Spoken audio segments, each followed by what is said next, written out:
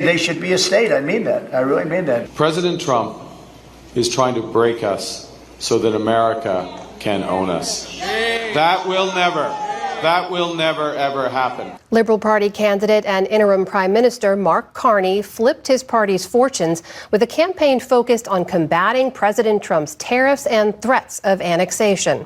We will fight Trump's counter tariffs. In fact, Carney's combative tone throughout the campaign against President Trump's taunts. So I think Canada is going to be a very serious contender to be our 51st state. Led Carney and the Liberal Party to a remarkable reversal of fortune. This is Bobby Jones from Midas Touch and Valor Media Networks. And today we're going to talk about something that may sound a little odd at first, but stick with me. What if I told you that Canada, our quiet, maple-loving neighbors to the north, is reminding America how to be American? I know, it sounds crazy. It sounds like a jab, but it really isn't. It's more like when your little brother reminds you of the values you both learned from your parents, just when you needed it most. In the next few minutes, we're going to look at how the United States and Canada, two countries with the longest peaceful border in the world, have been best friends, allies, and even at times rivals. And how during one of America's darkest political chapters, Canada stood tall, steady, and showed us a version of ourselves we might have forgotten. So here's what we'll cover. We'll cover 1, the long-standing bond between Canada and the United States. 2, how that bond has been tested during the Trump presidency. 3, how Canada responded politically, socially, and culturally. And 4, what lessons they've been quietly offering those of us in the United States ever since. So let's get into it. Canada and the United States are like siblings raised in the same household of democracy and freedom. We share British roots, Enlightenment ideas, and a belief in liberty, equality, and the rule of law. That's the foundation, but it runs deeper, much deeper than that. We fought side by side from World War II to Afghanistan. We stormed the beaches of Normandy together. We co-founded NATO. We even shared airspace surveillance under NORAD. That's an immense amount of trust. And our economies intertwine. Over $2.7 billion in goods cross the border every single day. Families live on one side of the border and work on the other. And yeah, we even have friendly rivalries. Hockey, track and field, those jump out. But it's a bond built on mutual respect. President Kennedy said it best: geography has made us neighbors, history has made us friends, economics has made us partners, and necessity has made us allies. It doesn't get more real than that. When Donald Trump was elected in 2016, the tone shifted. America first quickly became allies last. Almost overnight, Canada, one of our closest partners, was treated like a threat. Steel and aluminum tariffs were slapped on Canadian goods under the bizarre claim of national security. Let that sink in. We told one of our oldest military allies that they were a threat. Prime Minister Justin Trudeau called it, quote, kind of insulting, unquote. And he was being polite, because Canadians are nothing if they're not polite. Things came to a head in 2018, the G7 summit in Quebec. Trudeau stood firm, saying we will be polite and we're reasonable, but we won't be pushed around. Trump's response? A Twitter tantrum. He called Trudeau dishonest and weak, backed out of the summit agreement, and his team said that, quote, there's a special place in hell, unquote, for leaders like him. That's the kind of language between two close allies? Absolutely unheard of. Canadians were stunned and honestly very hurt. Public opinion of the United States plummeted. By the end of 2018, only 37% of Canadians viewed America favorably, down from 83% under President Barack Obama. Some even began labeling the U.S. as an enemy nation. That's how deep and quickly the damage went. Hey, it's Ken Harbaugh. Check out the new trailer for Valor Media Network. Together, we can take on Joe Rogan and his Manosphere Bros and win. Click the link below to subscribe to Valor Media Network and share it with a friend. Thanks, Midas Mighty. We got this. There's not enough men like me who do whatever they want. Are you sick of it yet? Those people need to be, when we take power, they need to be given the death penalty. The anger. Charlie. I live like a capitalist every single day, Cenk. I live as a capitalist. The hate. And we have a system of checks and balances. That's a good one. That's really funny. We do? The idea that to be a man, you have to be a bully. Fuck you!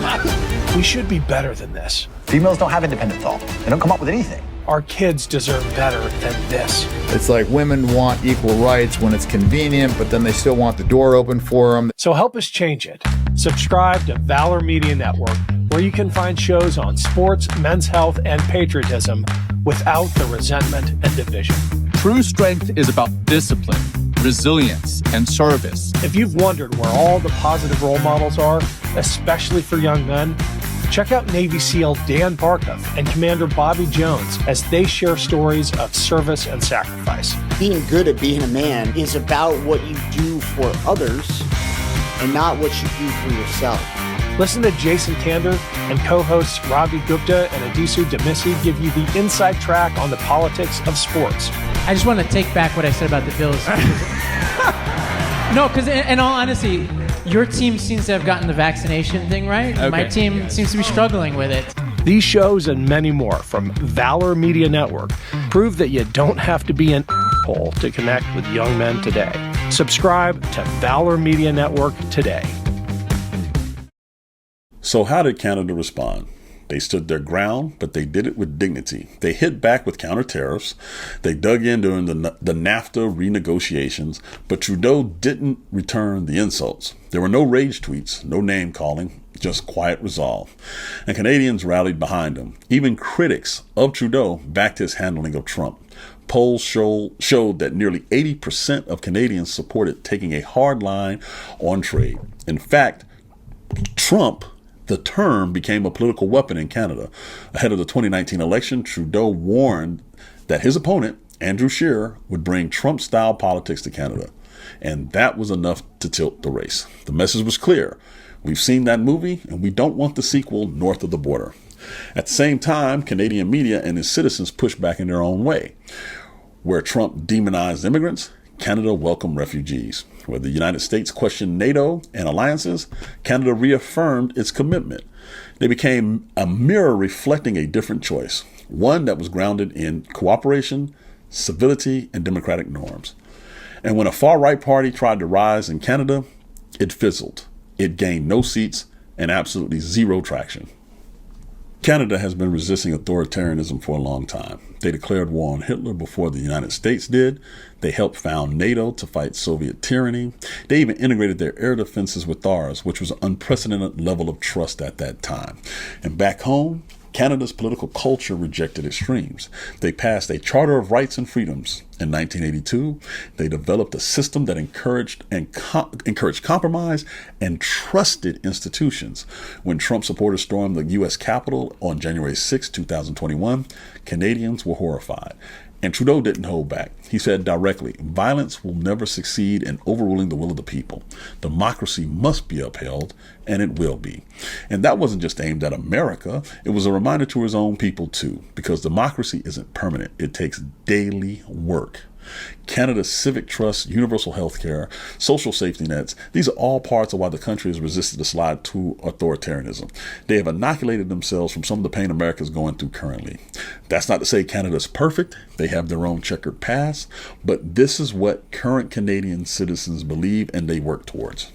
So when we say Canada is showing America how to be American, we're not talking about flag waving or who has more tanks or putting bumper stickers on your car or catchy slogans that you can put on hats. We're talking about values, about how a country can lead by example, calmly, consistently, and without drama. Canada didn't gloat about their elections. They didn't cheer our chaos. They stayed true to principles we both share, even when we forgot them here in the United States for a while. That's what good friends do. They hold up a mirror, not to shame you, but to remind you. Canada has said through their actions, we remember what you taught us about democracy. We still believe in it, and we're here keeping the light on. So here's to our neighbors to the north. To the longest border in the world, to the longest peaceful border in the world, and the deepest friendship in the world. Let's hope we can continue to learn from each other, holding each other accountable, and pushing one another to live up to these lofty ideas of democratic government. Thanks for listening. I'm Bobby Jones for Midas Touch Network and Valor Media Network. Stay sharp, stay hopeful, and I'll see you next time.